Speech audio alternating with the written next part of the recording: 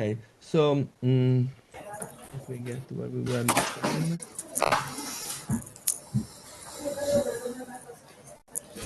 Okay, we were examining the AI Act, and we have already considered the structure of the Act and sorry.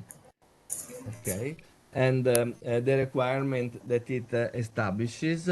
In particular, we had focused on risks on high-risk systems, and we have seen that the AI Act requires that for such systems, a risk management system is established aimed at identifying the risks, identifying appropriate mitigation measures, and evaluating the risks. In the end, there should be an assessment on whether the risks are overall acceptable.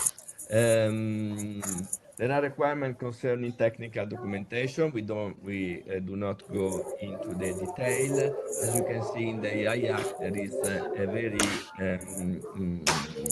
accurate list of technical aspects that should be addressed in providing the documentation. This fits the idea of accountability, according to which the addressees of the act should take appropriate precaution, but also show that this precaution be ready to demonstrate that this precaution have been taken. A feature of the AI Act I already mentioned is that it goes into detail into a kind of technical requirement that probably no, should be left in a different kind of regulatory tool, not in top level EU regulation. Then there is a description of the feature that the quality management system should possess, and then at the end there is a conformity assessment, and this conformity assessment in various cases, especially when the European Union has already adopted appropriate harmonized standard, should be done by the provider itself. In other cases, there should be the involvement of a notified body. So when there is a conformity with harmonized standards, this is a kind of legislative tools, regulatory tools that is used by the European Union, and the standard has been published in the official journal of the European Union, then it is presumed that the system is compliant with the regulation. There is a process that is now going on when the European Union asks the standardization bodies to provide this kind of standards, and the standards are developed and then they are approved by the European Union. The European Parliament has included a further regulatory tool, which is the Fundamental Rights Impact Assessment. This is a requirement that is imposed not on providers, but on not on providers, but on deployers of AI systems. So what does it mean? For certain kinds of systems, that includes those high-risk systems that are deployed by public bodies, but also those that are used by private bodies in certain cases that mainly concern education, the assessment and enrollment of students, and the assessment of creditworthiness. In this case, there should be an assessment on the impact of on fundamental rights of the AI system being developed. and in such cases, the being deployed, sorry, the deployer should engage in identifying the issues, the possible interference of the system with the fundamental rights, and the individuals that are, or groups that are likely to be affected, and then adopt a measure to limit such interferences should these risks materialize. Okay, as I was saying last in our previous meeting, the AI Act was developed having consideration, taking into account the so-called specific AI system, the AI system that deal with specific tasks. The focus was on machine learning. The focus of machine learning, but in particular, it was on the those systems that are trained with regard to a specific task. Consider, for instance, a system that is trained in order to a system that is trained in order to assess creditworthiness. So the system is trained with regard to previous examples of individual being assessed as creditworthy or not, or a system that is being trained for doing a particular kind of medical diagnosis, and then the system has been trained with regard to previous cases in which certain kind of input data, for instance, a scan of the body of the patient were linked or not to a set, were considered to have or not a certain kind of pathology. In the case, this idea that fits most of the systems now being used has been challenged by the enormous success of the large language models. As you know, these are systems that are built on that are pre-trained, they've been trained not on specific data, but on any kind of text. And they acquire the ability of responding to a very broad range of questions. And the question may concern, in particular, any kind of matter, making a translation, making a report on a certain topic, answering a specific query, generating an image out of a textual description, interacting with people in a dialogue. And so the development of general purpose AI model has faced an issue for the AI Act, since the AI Act assumes that a system is deployed for a certain task, and that an analysis is made whether the system in its performer towards the achievement of this task causes or not certain kinds of risks. The a patch, let me say, was put at the last moment through an intervention, especially by the European Parliament, that introduced some rules on general purpose AI systems. The definition of general purpose AI system can be found in Article 3 of the AI Act, the article that contains a large number of definition, and number 63 is indeed the definition of general purpose AI models. As you know, the term is model because these systems, as all AI systems that are based, particularly those that are based on machine learning, are based on a model. The model is the focus of all AI system built using machine learning approach. In this case, it is not the human that introduces the knowledge, but the system builds the knowledge of the model by itself.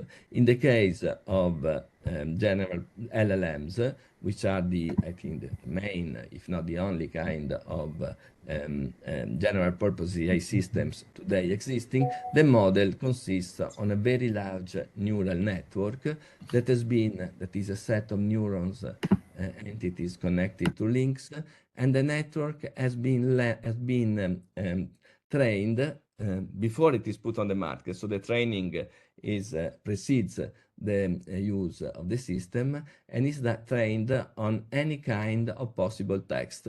And what the network learns is how to expand any kind of textual input that is provided by its users. And it learns that by considering any sequence of words in text and trying and learning how to complete the sequence to determine the likelihood that the sequence may be continued one way or the other. So this general purpose AI model, that is in practical this huge neural network, pre-trained neural network, fall within the notion of general purpose AI model that we can find in Article 3. Which means, according to the definition, any AI model, including where an AI model is trained with a large amount of data using self-supervision at scale, that display significant generality and is capable of competently performing a wide range of distinct tasks, regardless of the way the model is placed on the market, and that can be integrated into a variety of downstream systems or applications, except AI models that are used for research, development, or prototyping activities before they are released on the market. Maybe this definition is not so clear, but this is what we have, and the prototype that legislators had in mind are certainly the LLMs that have been recently put on the market. The most popular example is GPT, but then there are other models as well. There is, I think it's called Claude by Anthropic. There is Llama by Facebook. There is Gemini by Google. And then there is DeepSeek by the Chinese company DeepSeek. So all these kind of systems fall within the general purpose AI system according to the GDPR. There is also Mistral, developed in France, and we have also possibly an Italian system, which is called Minerva, and others have been developed recently. So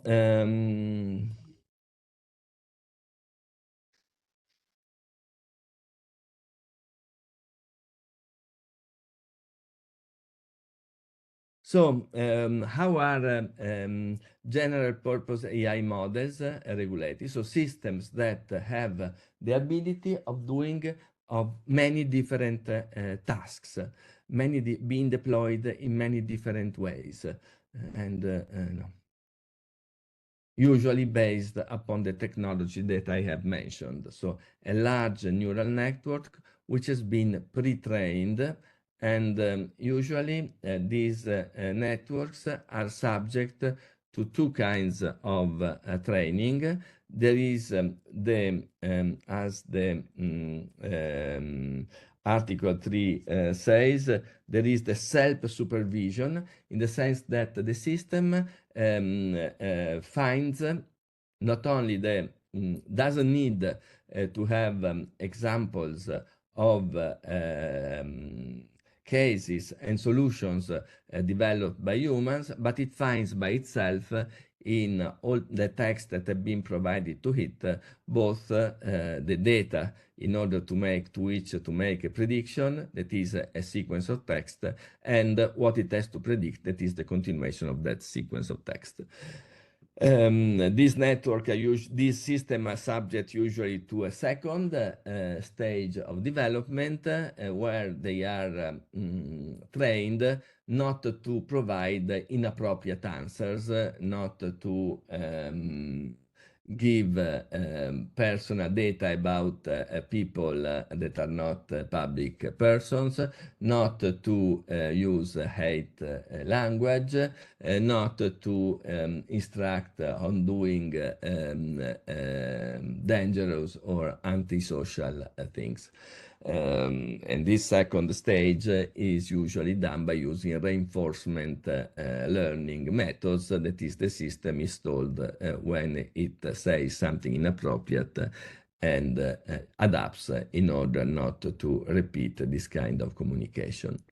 Anyway, so we know that the AI Act addresses general purpose AI system through specific rules, and that the prototype it has in mind, the legislator has in mind, had in mind, are the large language model, the LLMs. For the general purpose AI systems, some a kind of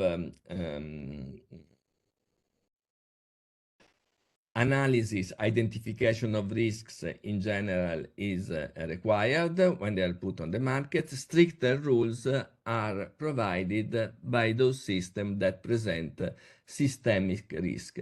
A risk, this is the notion that what is a systemic risk?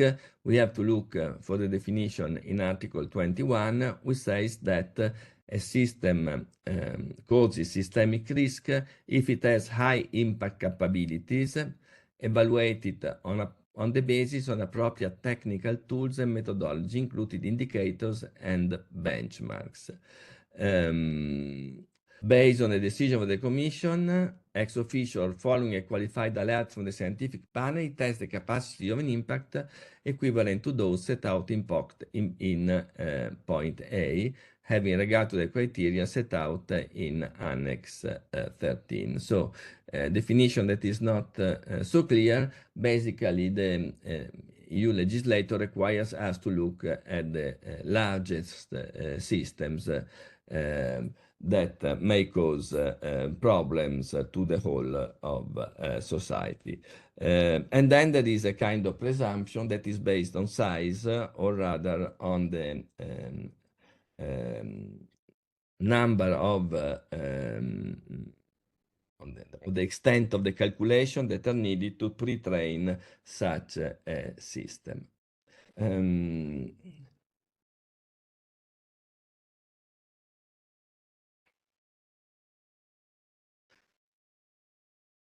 So the models,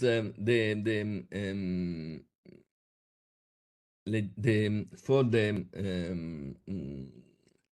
general purpose AI systems in general, there is the requirement of I think there is a mistake, without, should be without systemic risk, or any kind of system as the of general purpose AI system should maintain technical documentation concerning its process and provide information to there is also a provision that is meant to support the deployers of the general purpose AI system. Information should be provided to them so they understand the model's capability and limitations. And then there is the issue of copyright, a very important issue concerning the general purpose AI system in particular, but not only the large language models, because these models are trained with any kind of text, including text that is covered by copyright. So it is required that the system and I will say something then about the interaction between the copyright and the large language models. Let me first list these requirements. Establish a policy to comply with Union copyright law, and in particular with the European Copyright Directive, of 2019.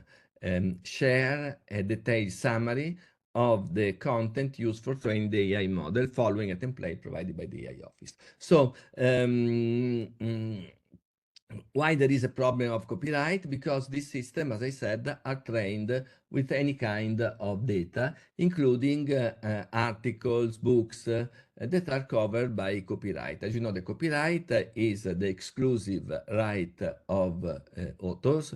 Usually this right may also be transmitted to publishers to reproduce and distribute their work.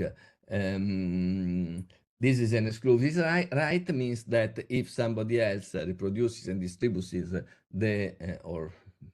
rights, the protected work without the consent of the author or of the publisher, in case the author has passed this right to the publisher, then this behavior is illegal and exposes to sanction. So the issue is whether also the use of the work for training an AI system falls within the exclusive rights of authors, falls within copyright. And this is a new situation. In the US, it falls within the issue would be discussed as whether copyright falls into the so-called transformative uses of a work, uses that are different from those that are within normal way of exploiting a work by an author that usually consists in asking for a fee in case that the work is distributed or used for translations or other kind of commercial uses. In Europe, the issue is addressed by the Copyright Directive, which establishes that the author has the right that copyrighted work may be used without the consent of the author for the purpose of data mining, extracting information out of them. So the issue will be to determine whether the use of a work for the purpose of training an AI system falls or not within the concept of data mining. And the issue is controversial. The opinion seems to be in favor. The copyright work establishes also, so they establish that the work can be used for data mining purposes, for extracting information, for instance, building internet indexing, or even enabling the access to little snaps of text, as in the case of Google Books. So sorry, the data can be used without the consent of the user for the purpose of the copyright holder for the purpose of data mining. However, the right holder, the author of the publishing company, can opt out, and in this case, the use of the work without the consent of the author would no longer be permissible. Previous training would however not be affected, the training that is taking place before the opt-out or the author opting out. So this is the kind of framework, still confused, still evolving, that we have with regard to copyright and LLMs. Let us now move to the system with systemic risk, that is the largest systems, those which we can expect may have, whose use may have an impact to the whole of society. The providers should conduct an evaluation of the models using, again, the AI Act introduces a kind of, is not a technologically neutral. Here there is a reference to adversarial testing. It is quite technologically loaded in the sense that many provisions are include the reference to specific technologies. Anyway, assess and mitigate systemic risk, including those related to development, market placement, and the use of such AI models, document and report relevant information about accidents, and then ensure cybersecurity protection of the model and its physical infrastructure. So we have a regulation that covers establishes lighter duties for systems, general purpose AI system with do not involve systemic risk, and stricter rules where systemic risks is at stage. Now let us, if you have any question, I'm happy to answer also concerning the general purpose AI system, which are now the focus of having such a big impact, and are the focus also of the legal discussion in recent times. So if you have any question, please, we can. I'm happy to discuss it with you. Let us now, if there are no questions, we move on and we address the issue of governance and control. There is a complex set of entities that are involved in the implementation of the AI Act. The idea is that implementation of the Act is entrusted to private parties, and then there is a public infrastructure, of authorities that intervenes to monitor what private parties do and intervene if this is required. So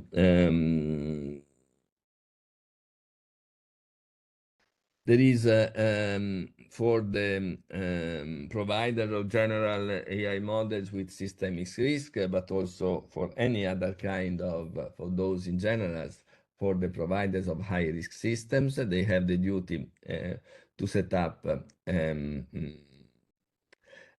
risk management system, as we have seen. At the EU level, there is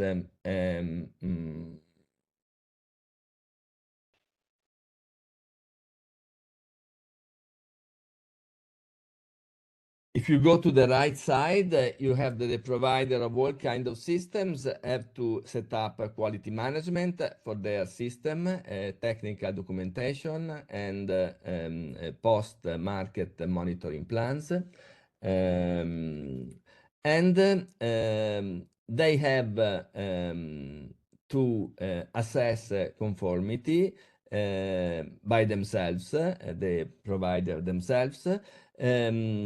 In certain cases, however, they have to refer to notified bodies, which are private entities that have been notified, that have been authorized to engage in this task by a national authority, which is called the notifying authority. This may be the same national authority, which is also designated as a supervisory authority for the member states. In Italy, apparently, so far, we have two national supervision authority. On the one hand, we have the AGCOM, and then we have the cybersecurity agency, and then we have the member state. But every member state may the situation is still moving because other member states, each member state has his own authority, or more than one, as apparently it is the case in Italy. And these national supervisory authorities may, as I said, also play the role of notifying body that select these bodies that should provide for conformity assessment, or they may assign these tasks to other bodies.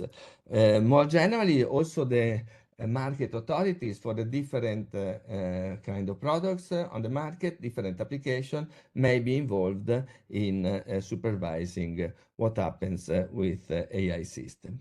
Then we move to the European level, where you have the European Artificial Intelligence Board that collects the representative of the national supervisory authorities. And we have also an AI office, which is established within the Commission.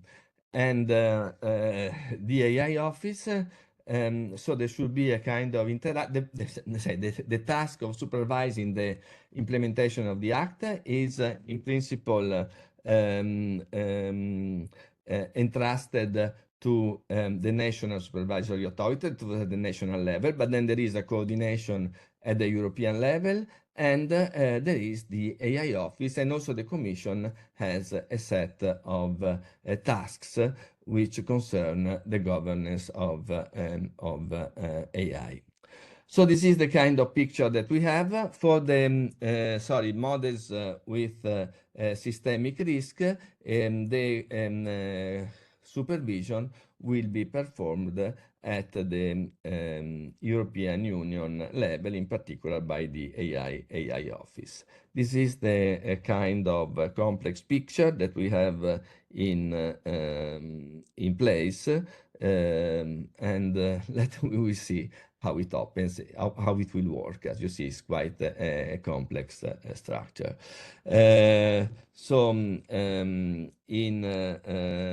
In Italy, as I said before, we have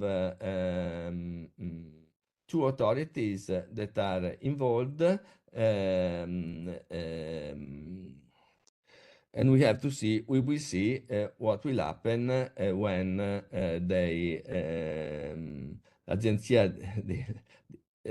will happen, how they will operate, and how they will also cooperate with other authorities that are relevant, such as the competition authority and the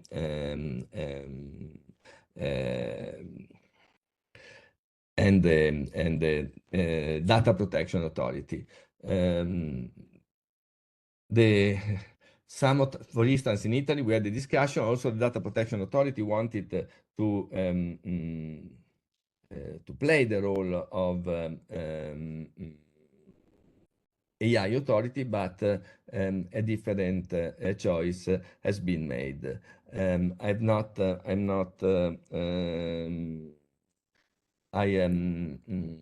am not informed of what is happening at the European level on the different states. Certainly, it will be difficult to coordinate the functioning of this different authority, given that may have different structures, tasks, and so on at the national level.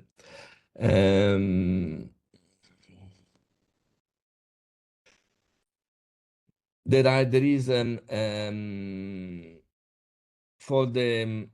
there is a kind of sanctioning system as similar to the sanctioning system that is provided for the GDPR, where sanctions can be related to the size of the provider being sanctioned, as you can see, and the Commission has the power to enforce the AA Act with regard to the general purpose systems.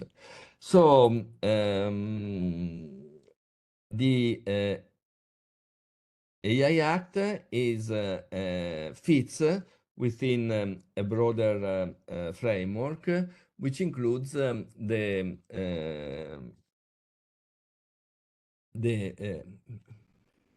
within the EU digital strategy, the growing technological regulation that are being established by the European Union, relevant general legal rules we have the rules in the criminal code. Sorry, I can hear my voice. Okay. Well, no, I stopped. I heard some voice, some recordings. Okay, so the AI Act, as I said, is just one piece on a broader and growing framework, the framework of the digital regulations by the European Union. Starting from the bottom, we have had from quite some time now regulation on digital privacy, where we have the GDPR and we have the e-privacy regulation.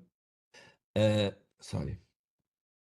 Then we have the AI regulation. Then we have the digital services package, in particular the Digital Services Act and the Digital Markets Act. And then we have the regulation of data, where we have the Data Act and the Data Governance Act. So a very complex regulatory set of regulatory instruments coming basically all together in place. We will see how this kind of so complex, interconnected set of regulation will will affect European society and European markets. You may wonder whether the AI Act will somehow succeed into becoming a global standard, which has happened to a certain extent for the GDPR. The GDPR has been adopted in Europe, and then various countries have somehow followed the European example, adopting legislation similar to the GDPR. In reality, the process of moving toward a certain patterns in the privacy domain had preceded the GDPR, as some countries had also adopted a regulation quite similar to the European Data Protection Directive that precedes the GDPR. What does the AI Act? No, it is spoken about the so-called Brussels effect. You may have heard this time. The idea is that when regulatory tool is adopted in Europe, there is the tendency for this tool to become global, to be adopted also by other countries. The idea is that since especially large companies want to be in the European market, they have to comply with the rules established by the European Union, and then rather than following different compliance patterns for different countries, they will stick with the one of the European Union, which is usually more demanding because of the focus of the European Union on the protection of its citizens, in particular of their fundamental rights. There is a discussion to what extent this really happens. Maybe that other countries are following, and not because their companies need to conform, but because they endorse similar values as those endorsed in the European Union. This may explain also why the privacy regulation have been adopted, for instance, in South America or in Canada. But we may wonder whether the same will happen from the AI. In regard to data protection, important exceptions exist. The United States, in particular, has not yet adopted general data protection regulation similar to that of the European Union. China probably has something that may present some similarities.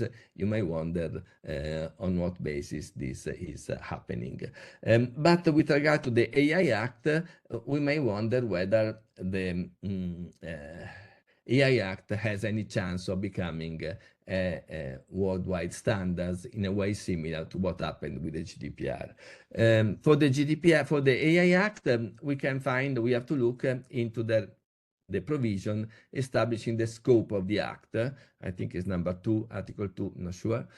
Which says that this regulation applies to providers placing on the market or putting into service AI system or placing on the market general purpose AI model in the Union. So when a system is placed or put into service in the Union, irrespective of whether those providers are established or located within the Union or in a third country. Therefore, I don't know, for instance, GPT may reside in the United States and do there the processing of the requests coming from Europe, but it will be subject to the AI Act since the service is delivered in the European Union. Deployers of AI systems that have their place of establishment or are located within the Union, fine. Providers and deployers of AI systems that have their place of establishment or are located in a third country where the output produced by the AI system is used in the Union. This would be the case, for instance, of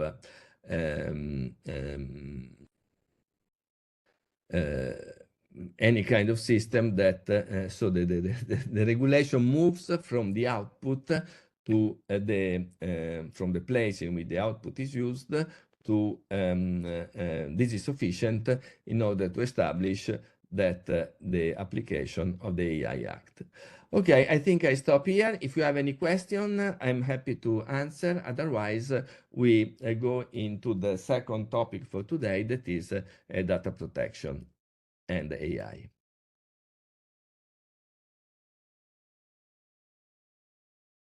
I'm not unable to see the chat, so if there is anything on the chat, I will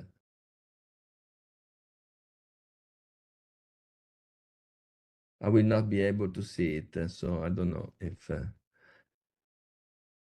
thanks. Okay.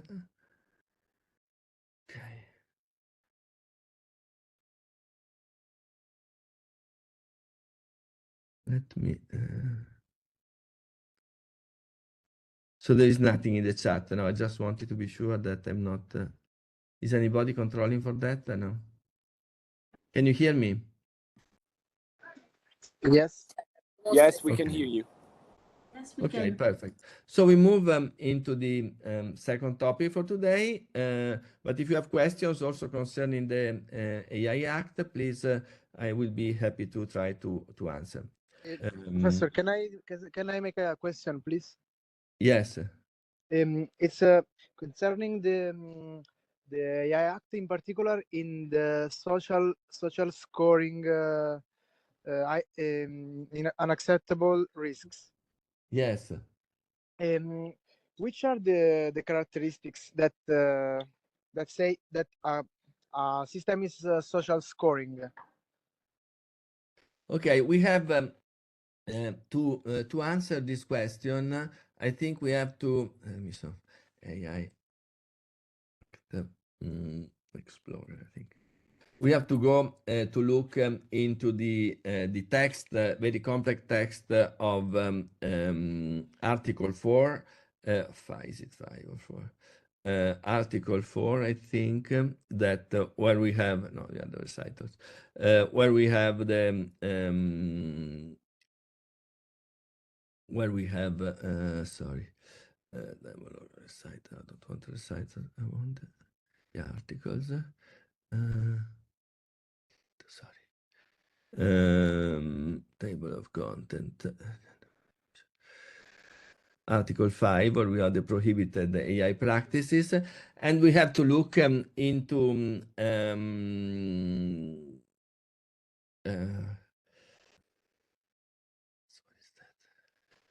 and we have to look into letter C. So in order to have what letter C requires is that the individuals are evaluated of scores over a certain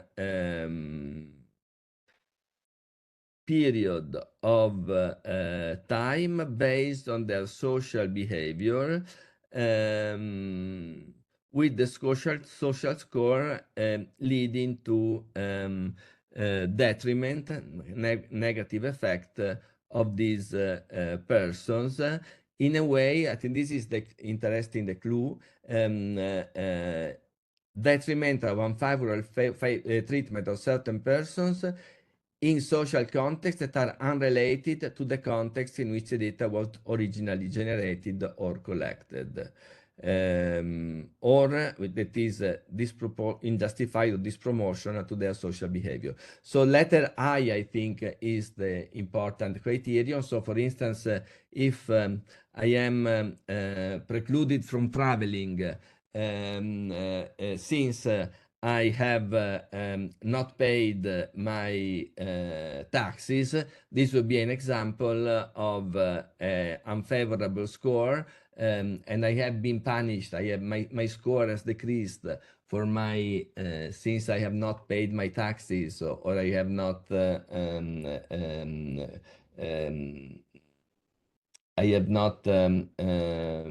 complied with my contracts, and this means that I will not be accepted in a school, or I have not been able to travel. In this case, there will be an impact of a behavior that is taken in a certain social context into opportunities that are pertain to different social contexts.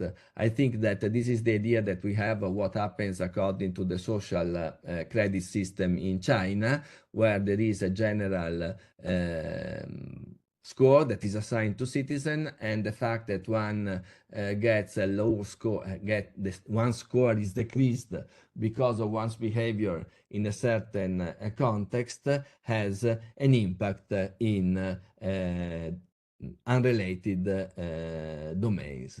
I think that this is the kind of focus that may be used to distinguish the social scoring in this sense from what happens, for instance, for people that are working in the gig economy, where they are punished for their behavior, for instance, for not answering quickly to a request for service, but within the job that pertains to delivering this kind of services. I think that this may help to distinguish scoring systems that are being used in Europe, currently used, from those that would fall within the prohibition by the AI Act. Okay. I hope that this may help explaining the matter, but I don't know. I should also think about that, and probably we do not have yet a clear idea what's this, how this prohibition of social scoring is going to be implemented. Okay, thank you. And I imagine something like prizes instead of punishments. Are they also in this sense concerned by this regulation? I would not say so, because here it says detrimental of unfavorable treatment. So probably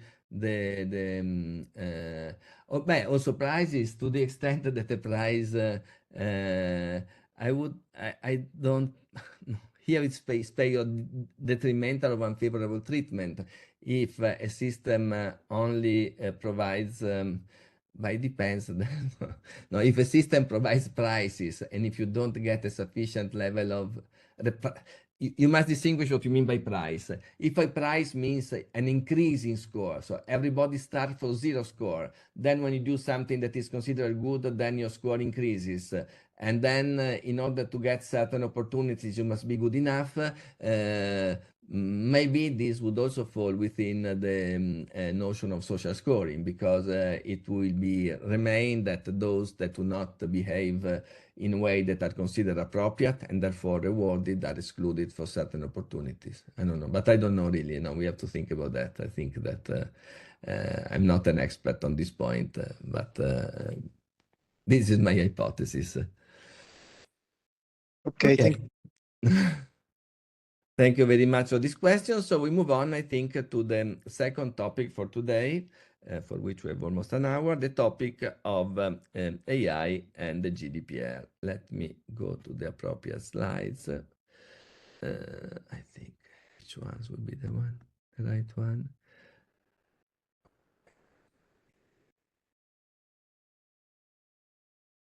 Okay, so I think we need to go, I will go quickly because we have a lot of... Okay, so what can we say about AI and the GDPR? As I already said, the GDPR has not AI in mind. The GDPR was produced with a focus on internet. AI had not yet, at the time when the GDPR came into force, and even time when GDPR was developed, AI was not a pressing concern. The focus was on the internet.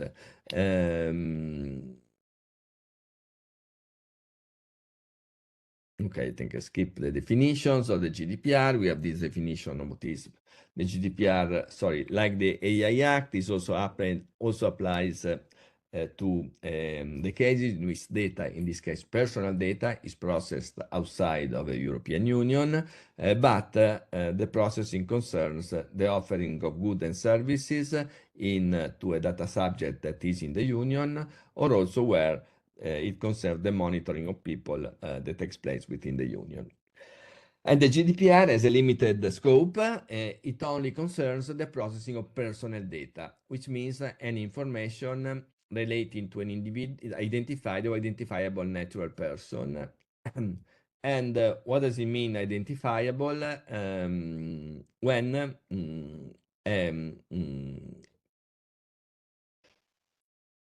the person can be identified using reasonable means. I will say something on that later. And then in the AI Act, we had the categories of the provider, the developer of the system, the deployer of the system, and then the user of the system. Here in the GDPR, we have two categories. We have main categories. There are also others.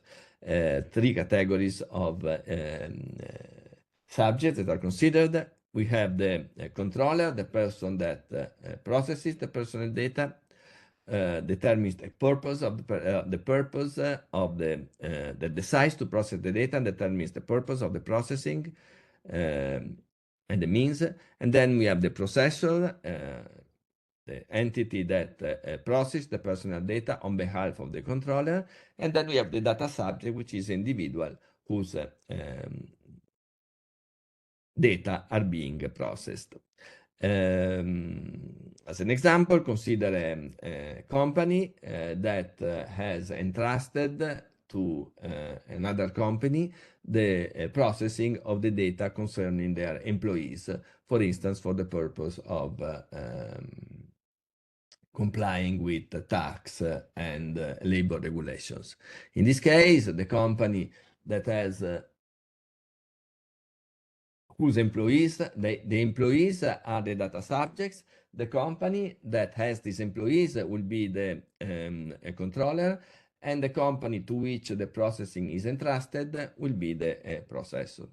There are principles of personal data that are to be found on Article 6. No, sorry, not on Article 6. Article 5, which are lawfulness, fairness, purpose limitation. Data should be processed only for a certain purpose. As little data as possible should be processed. accuracy of personal data should be maintained. Also, the data should be stored only for as long as this is necessary. Integrity and confidentiality, and the principle of accountability, which means that the controller should take care that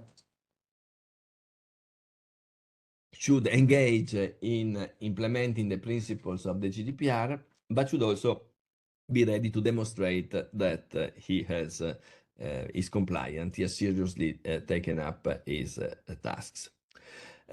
Key article is Article 6 of the GDPR, which provides the legal basis for processing personal data. According to the GDPR, in order for the processing of personal data to be lawful, there must be a legal basis. The law must have allowed this processing. And when does the law allow the processing? When there is consent by the data subject, when the processing is necessary for a contract, or for when the processing is necessary for the compliance with the legal obligation, to protect the vital interest of the data subject or another person. Consider, we can make examples, but there is no time. If you have curiosity, I'm happy to answer. When it is needed for a task carrying out in the public interest or the exercise of an official authority, processing by public bodies. And then there is the key article, article letter F, when the process is necessary for the purposes of the legitimate interest pursued by the controller or by a third party, except where such interests are overridden by the interest of fundamental rights and freedom of the data subject. This is a kind of clause that opens for the processing of personal data without a previous authorization, but the controller is required to balance his interest against the interest and fundamental rights and freedom of the data subject, and therefore mitigate the risk for this right and prism of not processing the data when the interference is not balanced. Okay. Then we have the notion of personal data, and personal data concerns data such that the individual to which the data refers are identified or identifiable. This means that the data remains personal when there is no name, there is not the name of the individual or another identifier to which this data refer, but it's possible to re-identify the data with a reasonable effort. So for instance, if I have personal data, I have the date of birth and or the residence of a person, this is sufficient for the data to be personal, even if the name of the person is not indicated. The AI Act provides for two further concepts that are relevant also to AI. That is the idea of pseudonymization, that is removing the identifier from distinguishing the data and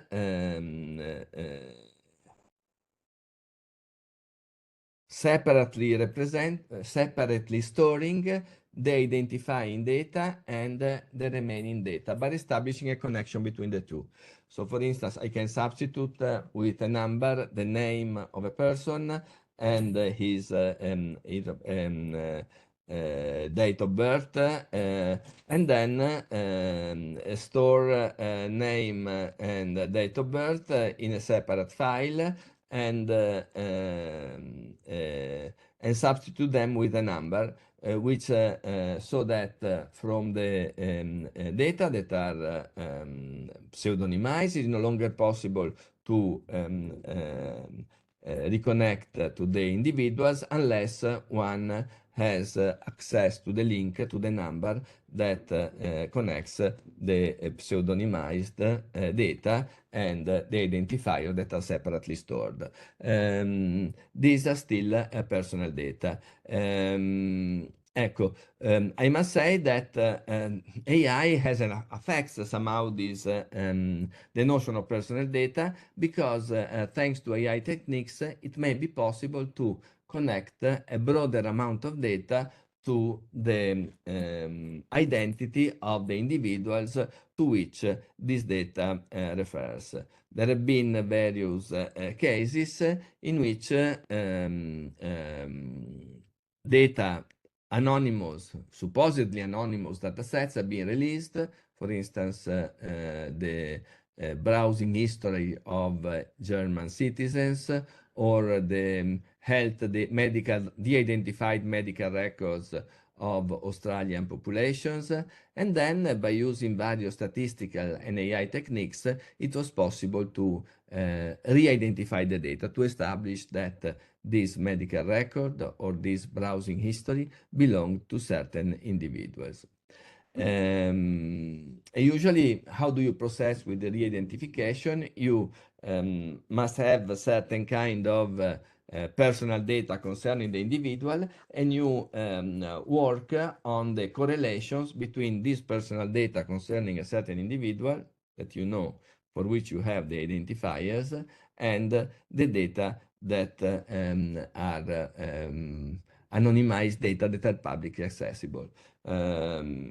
Just to give you a simple example, it happened that from an hospital, patient data was released after having cancelled the birthday, the sex, and after having cancelled the name of the patient, but leaving the birthday, the sex, and the zip code of the patient.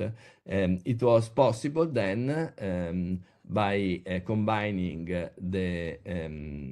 this data released by the hospital and the data available in the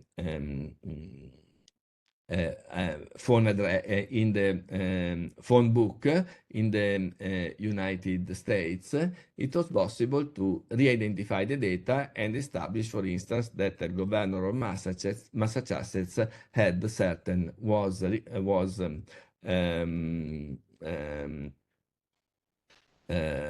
enter the hospital for having a certain health problem. And AI increases this ability.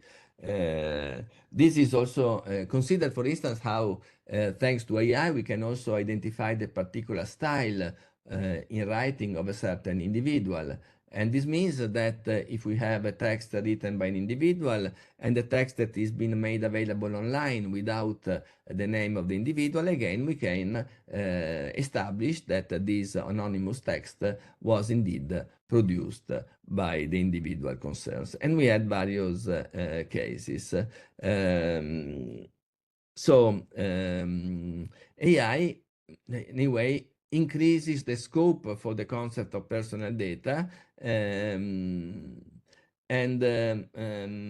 we need to respond to this challenge by de-identifying the data in ways that make it more difficult to re-identify the data subject, even through an AI system, and implementing security measures that restrict the release of data that enable re-identification. Okay, I've already said something about that. I think I can move on. Another challenge that AI poses to the GDPR is the nature of inferred personal data. So AI systems, as we know, work as at least the standard kind of AI system, I'm not considering now the generative AI, work as prediction machines. They have learned and they have stored in their models certain correlations between input data and output. Given certain input data, the AI system might tell me that it is likely that this person is not going to repay the loan for which this person is asking. or given the feature of a certain person, the AI system may tell me that this person is likely or not to be a good appointment. So it's just a kind of probabilistic inference, but it adds new information above the one which I had before I triggered the use of the system, before I inputted into the system certain particular data. And then there are also some further issues that may emerge. What about the case in which, by looking at a person's face or by or to a footage, to a film with the person's behavior, then I can infer the personality of this person by using an AI system that is trained in making this kind of connection. The issue to be considered for the GDPR perspective is whether this new information that I've inferred by using an AI system counts or not as personal data. This makes a difference according to the GDPR, since if I have new personal data, then this data is subject to the consequences that are established by the GDPR. What are these consequences? It means that, in particular, the data subject has to be informed that this data has been obtained and stored about him or her, and the data subject, if the data is sensitive data, such as data pertaining to personality aspects or gender, sexual orientation, etc., then it may fall under Article 9, and the processing may be prohibited unless there are particular ground. In any case, there must be a legal basis for the processing of this data,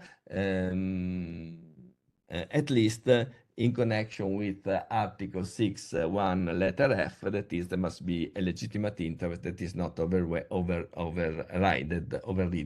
by the interest and rights of the data subject.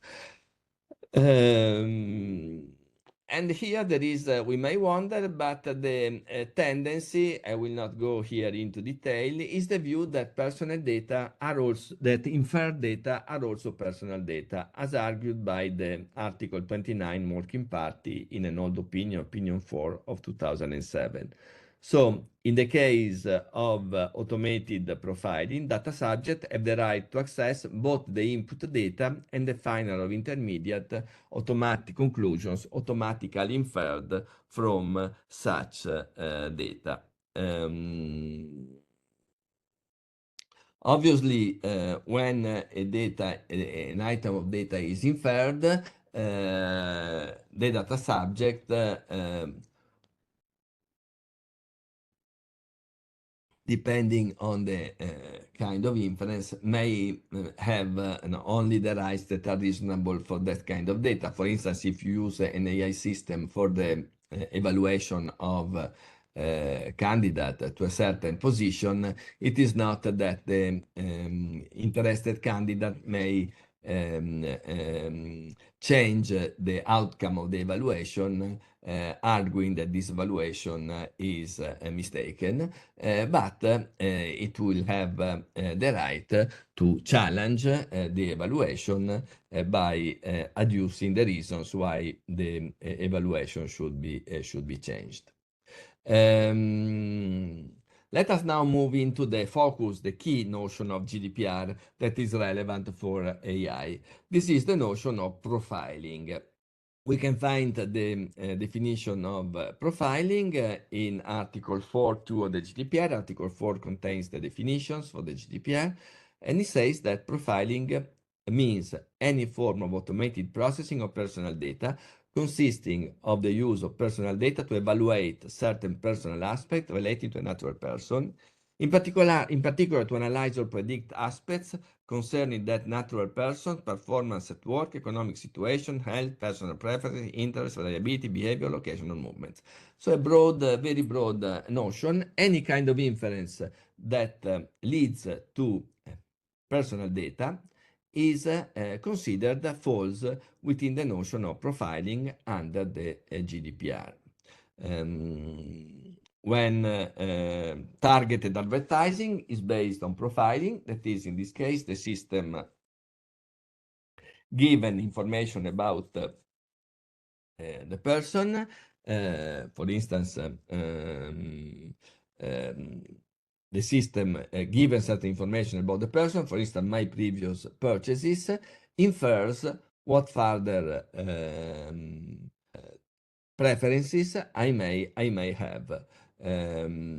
Also, the credit assessment of creditworthiness in the purpose of lending is another instance of profiling. Given the feature of an individual, a further item of data concerning that individual is inferred, that is, the extent to which this person may be reliable in with regard to the loans he or she may receive.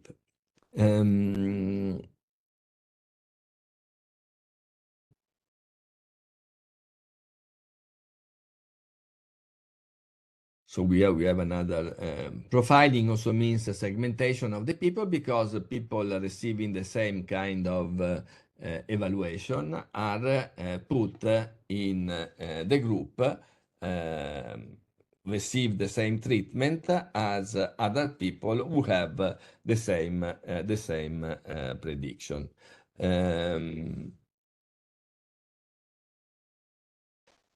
Okay, AI and big data have vastly increased the opportunities for profiling.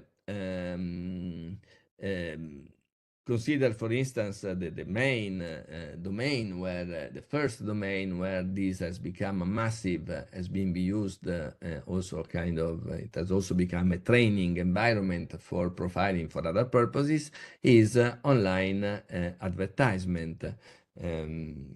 In general, what happens in these cases is that a classifier, a system, is trained on a vast, we are in the domain of machine learning, a vast set of past examples which link certain features of individuals, predictors, to another feature of the same individual, the target. For instance, in the case of lending, the features of an individual would be what that individual possesses, its assets, its job, its education. And on the basis of these aspects, and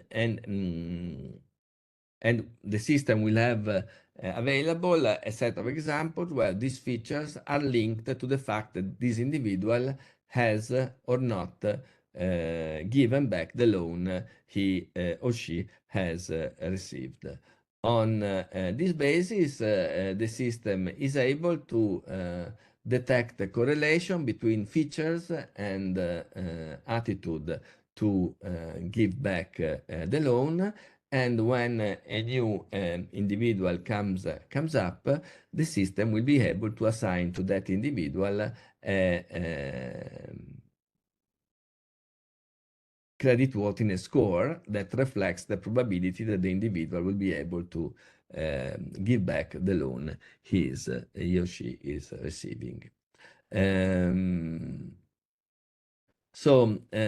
But then we can make also other examples. The likelihood of heart disease of applicants may be the target that the system learns to predict based on the physical condition and maybe the lifestyle of the person.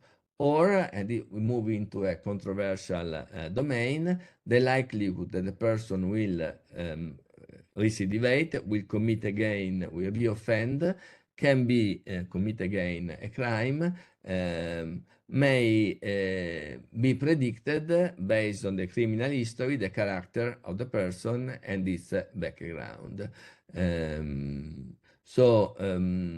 Systems get the ability to make a prediction about individuals. So with different grade of accuracy, it's not They are always kind of probabilistic predictions. And this prediction may, however, trigger automatical determination concerning the individual. There may be a relatively innocuous choice to send an ad to the individual, maybe something more serious, such as a little more serious, such as proposing to that individual a particular price. It's called price discrimination. The system learns to predict what kind of price the individual is likely to accept. What is the reserve price of that individual? The highest price that the individual is likely to pay for a certain good, and then target the individual with that price. Or health insurance.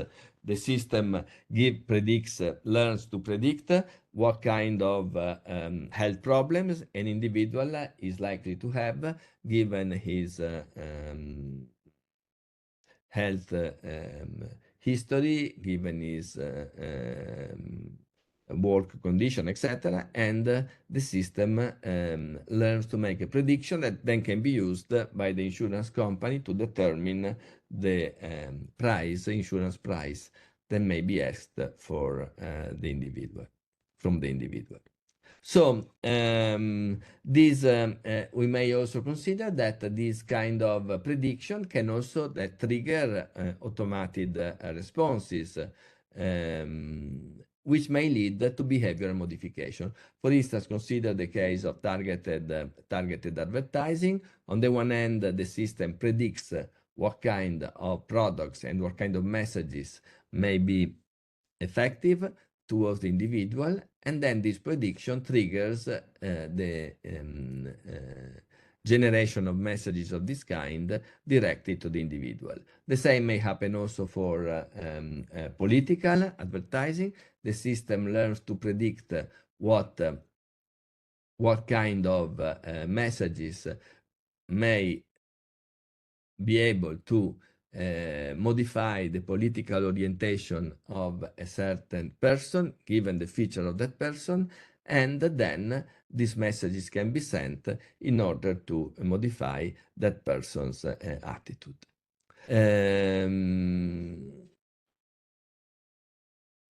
Obviously, we need to consider in general that personal data can be used in two ways by machine learning systems.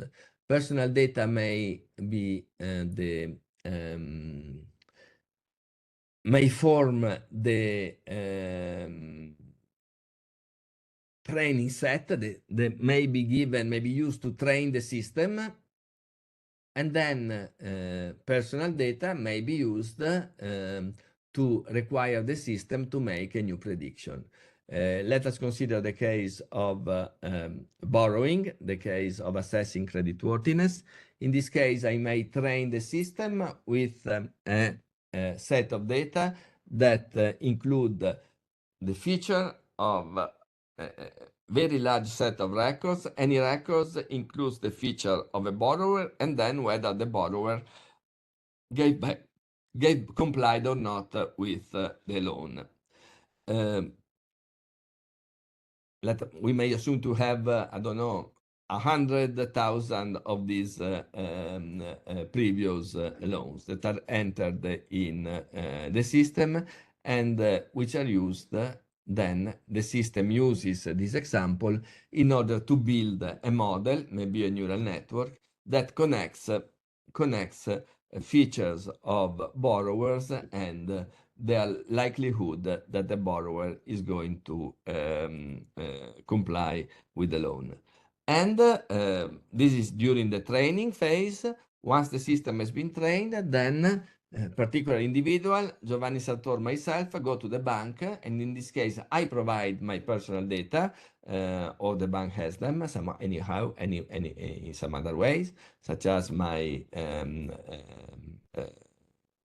assets, my job, my family situation, and then the systems make a prediction concerning Giovanni Sartor. So we have these two stages of using your personal data. In the middle, there is the model that has been constructed by the system. The model usually, in this case, no longer contains personal data. It's just, it does not contain the name of the individuals in the training set. It just links certain general features of individuals to their likelihood of giving back or not the loan. At most, we can say that the model contains information about groups of individuals. The group of individuals such that having certain characteristics, they are going to be given or not a loan.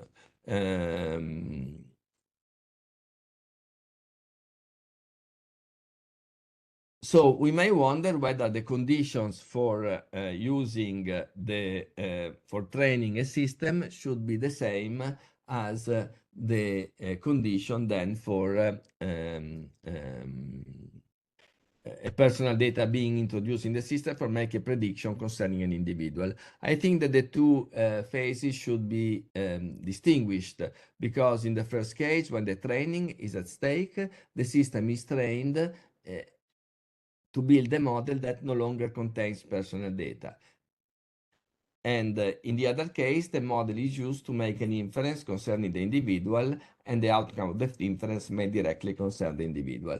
We can see that in particular in the medical domain, where some relaxed regulation rules have been introduced also in Italy recently, in order for medical records to be used to develop AI system. This is different from the case in which a medical system is applied to an individual in order to make a prediction concerning the health situation or the diagnosis or prognosis concerning that particular individual. Okay, anyway, since personal data that are inferred by a system fall under the GDPR, we may conclude that data subjects have rights with regard to that data. They should be informed that the inference has taken place, at least when the data can then be used, and they should have right to access the data. Both the data that has been used as input for the inference, but also the inferred outcome. Okay, we have already considered the right to rectification. We may wonder whether, as an individual, I have also the right that inferences concerning myself are somehow reasonable. They respect ethical and epistemic standards. So, for instance, assume that the system assign to me a credit score, and I believe that the credit score is unfair in the sense that it does not reflect my real ability to repay the loan that I am taken. Can I challenge the functioning of the system, say that the functioning of the system is wrong somehow because it is, for instance, that is not statistically sound? This is an open issue. I would say that there should be in the data subject,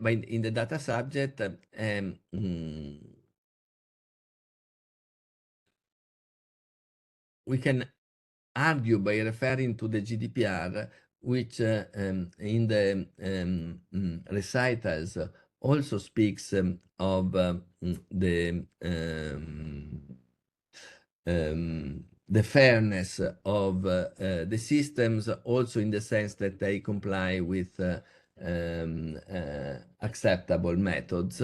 And we may question the functioning of the system when the input data are not appropriate. For instance, even if there existed a correlation between sexual orientation and the availability to give back a loan, this input datum should not be used on a normative ground.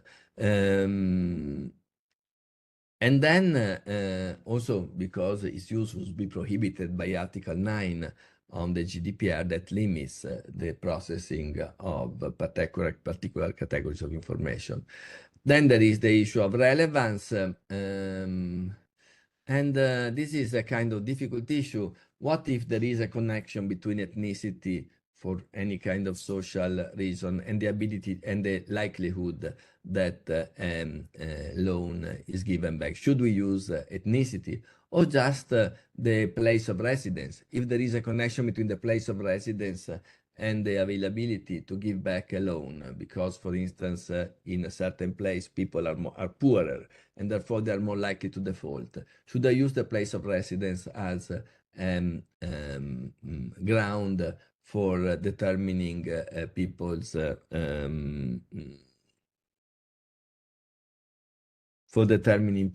reliability, creditworthiness? And then the method should be accurate and statistically reliable. An arbitrary method could be, I think, would not be acceptable. But this is a kind of domain where we need to move on, and I think that we may refer to non-discrimination laws, but probably some more general normative framework for automatic decision is needed, and we don't still have it, I think. A right to a reasonable inference. Okay, then let us move on quickly because time is running out. A domain, an interesting aspect where while there is a connection between AI and GDPR, is also the regulation of consent, in particular the idea that consent should be freely given, specific and informed. And given the complexity of AI system, it may be difficult to provide individuals with an appropriate a consent that is sufficiently informative for them. Another aspect which is interesting is the right to erasure, which concerns those cases in which the also called right to be forgotten. We may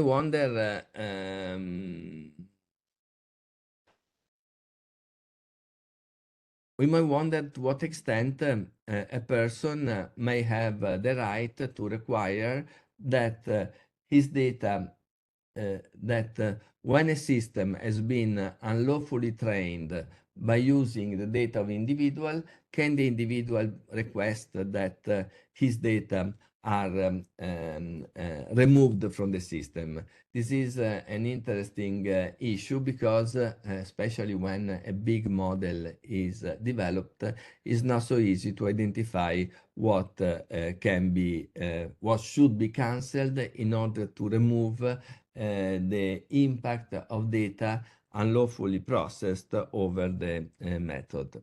Sorry, just a second. Ruta, I am teaching. Yes, I'm finishing in 10 minutes. Okay. Then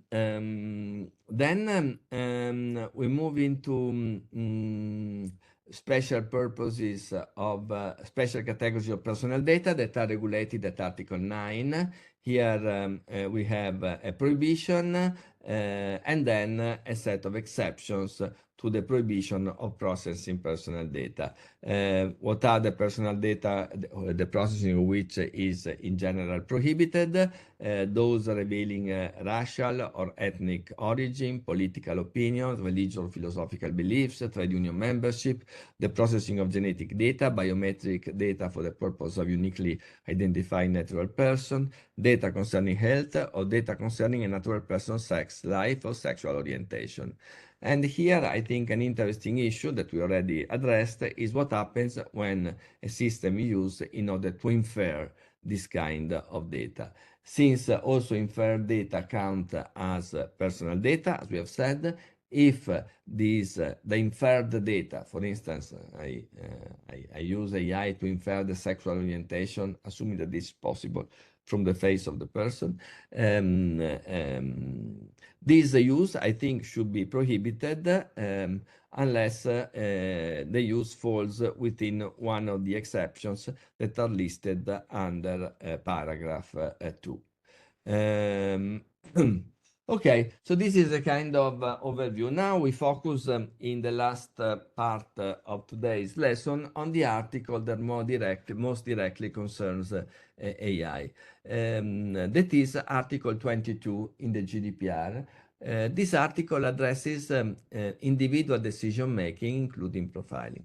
So the data subject shall have the right not to be subject to a decision based solely on automated processing, including profiling. This is not very well written article. Anyway, which produces legal effects concerning him or her, or similarly significantly affects him or her. Paragraph 2 establishes some exceptions to this general provision. Paragraph 1 shall not apply if the decision is necessary for entering into performance of a contract between the data subject and the data controller, is authorized by member state, by union member state law, or is based on the data subject explicit consent. But in principle, this kind of automatic decisions are prohibited. So, what are the conditions for this prohibition to be triggered? Let us first consider the prohibition and then the exception. So a decision must be taken. It must be solely based on automated processing. It must include profiling, probably. It must have legal or anyway significant effect. So we have, we may consider different cases of automated decision. Consider the decision to send a targeted ad. For instance, I receive an ad that concerns buying, I don't know, a pair of shoes. In this case, is a decision been taken? I would say yes. The decision to send the ad to me has been taken. Was it solely based on automatic processing? I would say yes. It was sent by a system. There was a system that predicted my interest for this kind of shoes, and then the system sent me this message based on the fact that this prediction of my interest was above a certain kind of threshold. Did it include profiling? Yes, because this message was sent to me based on a prediction of my interest for this kind of shoes. And then it must have legal or anyway significant effect. I would say probably no. In this case, this message has no legal effect. I remain free to buy or not the shoes.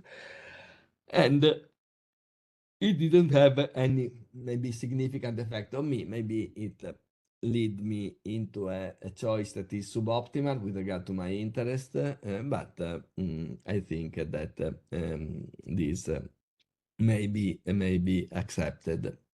Consider instead the decision to the decision to deny a loan to me. The system predicted that I had a very low level of creditworthiness, and on this basis, the system, since I was below the creditworthiness threshold for this kind of loan, sent me the rejection. This was an automated decision. It included profiling, that is, I was considered not to have a low level of creditworthiness, and it has, in this case, I would say, a significant, maybe not illegal, because I'm still free to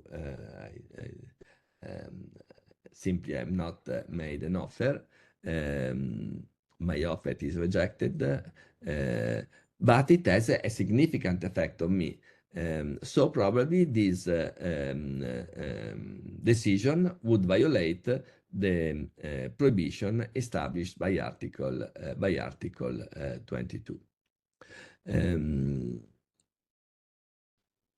An exception, so we have to see whether this decision would satisfy the conditions that are established by Article paragraph 2, whether it was necessary for entering into a contract, probably I would say no, whether it is authorized by union member state law, we have to see what the law on banking says, whether it is based on the data subject explicit consent.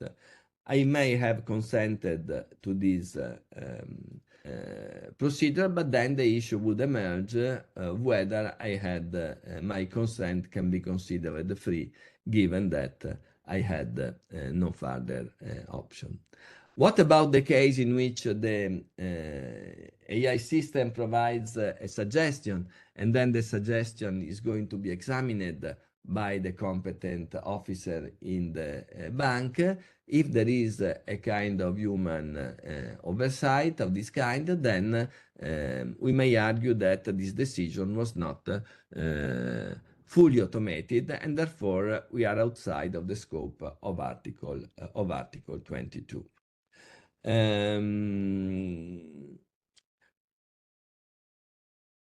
So again, here you have the conditions for the prohibition of automatic decision. A decision must be solely based on automatic processing, must include profiling, and it must have legal of any way significant effect. Among the conditions, the decisions that have this significant effect, the AI Act lists, the GDPR lists mentions in recital 71 the automatic refusal of an online credit application or recruiting practices. Okay, so but let us assume that the condition for an automatic decisions are satisfied. What can be done in that case? For instance, because the data subject has consented. We have to consider what kind of rules apply. And here we have two sets of rules, or two.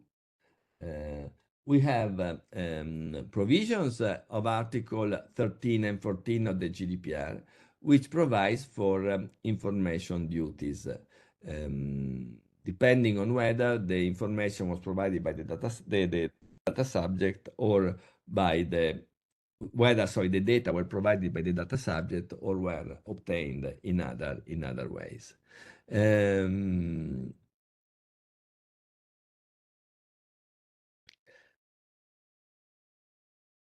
The data subjects must be provided with information about the processing, also when the data are going to be used for processes that are different from the processes for which originally the data were collected. And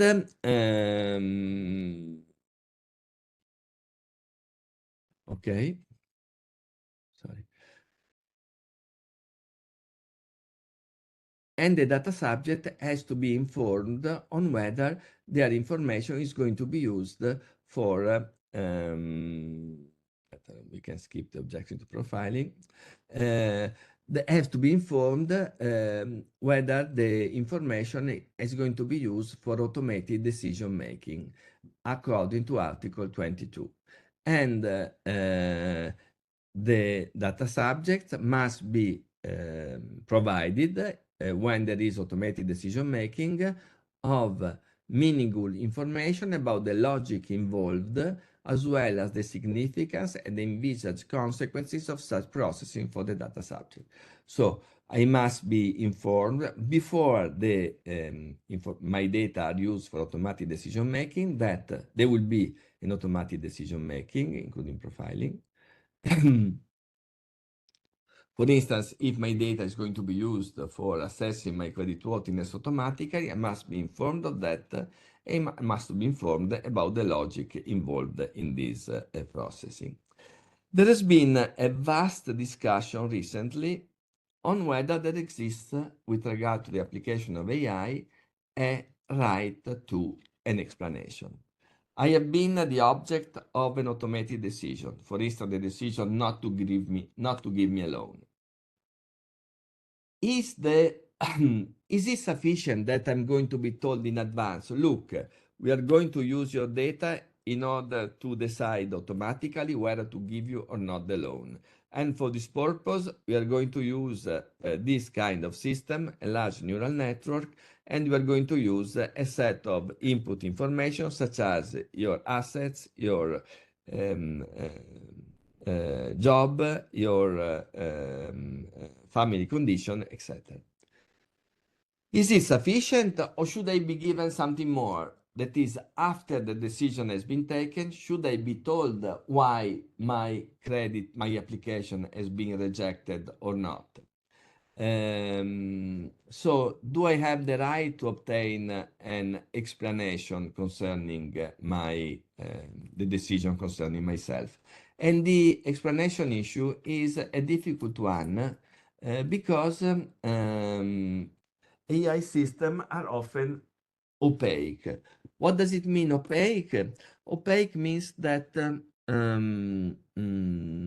by looking inside the system, we cannot determine. Sorry, just a second. Hold on. Okay. Okay. I was said that okay, whether there is the right to obtain an explanation for the particular decision that has been adopted concerning an individual. Okay, you are processing this kind of data, but why, given my particular data, you have denied my loan application? And the issue is particularly significant with regard to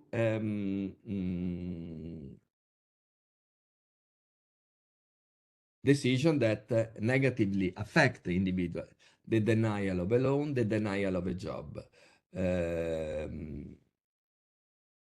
the issue is important because in many cases, the AI system taking this decision are opaque one. So if we look inside the system, inside the vast neural network, for instance, we cannot tell why this network has answered in such a way to the input that has been provided to the network. It is possible to have some kind of explanations also with regard to a black box model. For instance, a way to achieve that is to engage in contrastive explanation. That is, we subject the system to what is also called sensitivity analysis.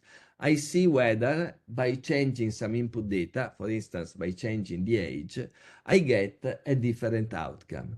If by reducing, by expanding, increasing the age of the applicant, I get a change in the outcome, the loan that was refused to a person of 25 years old was accepted to a person of 30, to a person which is 30 years old, then this means that age was, or young age, was one of the reasons for which the loan was denied. But still, this may be satisfactory only up to a certain extent. So, what can we say anyway concerning the existence of a right to an explanation based on the GDPR? Ex ante, the user should be provided on the basis of Article 13 and 14 that we have just seen, of information about what data the system takes into consideration. For instance, should be told that the system takes into account the income, journey, asset, and job in determining whether to give or not a loan. and whether different data items are favoring or disfavoring the outcome. For instance, is age, up to what age the age is favoring or disfavoring the outcome. Then the individual should know what values the system is going to be compute. For instance, it should know that the system is going to compute creditworthiness and possibly the threshold to be reached for the loan to be approved or looked favorably. And then the consequence of the automated assessment. But this is not yet a right to an explanation. A right to explanation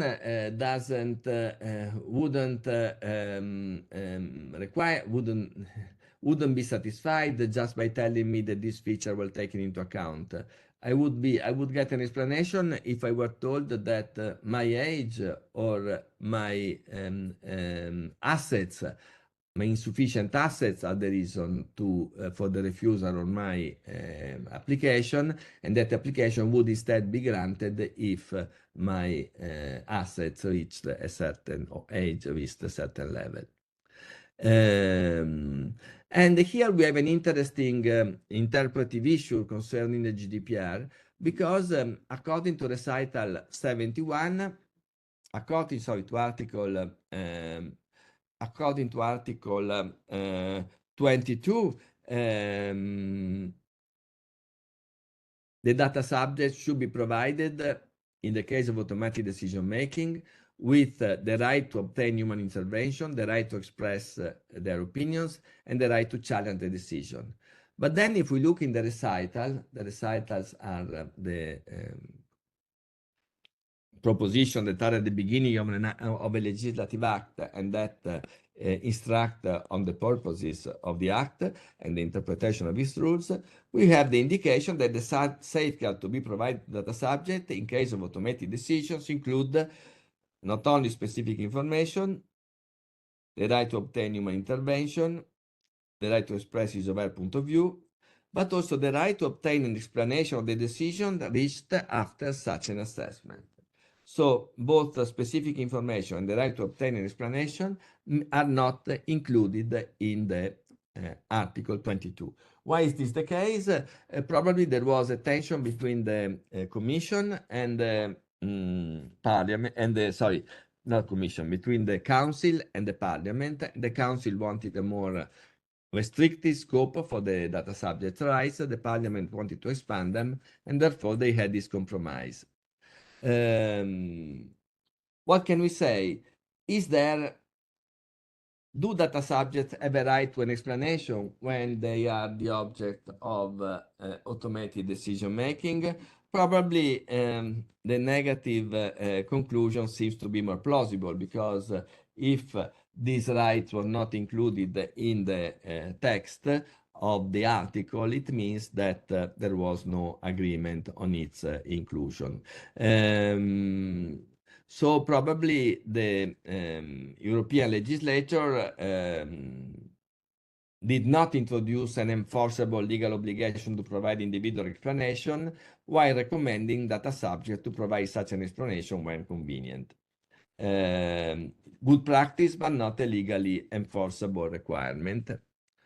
Or we may say that this kind of ambiguous formulation is meant to say that there is a kind of obligation to provide explanation, but only to the extent that this is possible.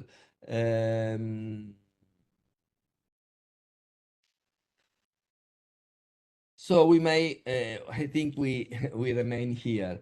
We have to say that the AI Act also includes a right to explanation. But also, I think it's Article 84 on the AI Act, but this right to explanation is not more, the AI Act is not much more explicit than the GDPR on this topic. And we may conclude saying that this is due to the difficult nature of the right to an explanation in connection with the opacity of AI systems. As these systems are becoming more and more complex, and as the highest performances as given by the systems that are most complex, it is difficult to require to establish the requirement of an explanation. This would be a topic. This is a topic on which both lawyers and computer scientists are working. Obviously, the right to an explanation is most important in those cases in which social rights or social position benefits of individuals are at stake, and there is the risk also of unfair treatments of individuals, such as in the work or in the credit domain. There has been some interesting decision, at least two interesting decisions by the Court of Justice in this domain, the Shufa decisions, where the judges have said that the Article 22 also covers the determination of a credit institution in Germany that provides the bank with assessment of creditworthiness. So not only the decision of the bank, but just the assessment by the by the Shufa is an instance of an automated decision making, since the bank usually follow the advice that is given by this institution that provides creditworthiness assessment. Okay, I think we may finish here. Just to say that also data protection by design and by default is relevant for AI and also security. AI can be used for security, but also for attacks, so changing the infrastructure for security. I think I stop here, and I leave a couple of minutes for some questions if you are not tired of me after 2 hours of speaking. Thank you very much for your attention, and if there is one question. Thank you so much, dear professor. Okay. Thank you. Thank you very much. I hope everything was clear, but no, these are evolving matters, and so you must keep track of the debate as it goes on and the technology development. Okay, so bye-bye to everybody. Thank you. Bye-bye. Thank you. Thank you. Bye. Bye. Bye.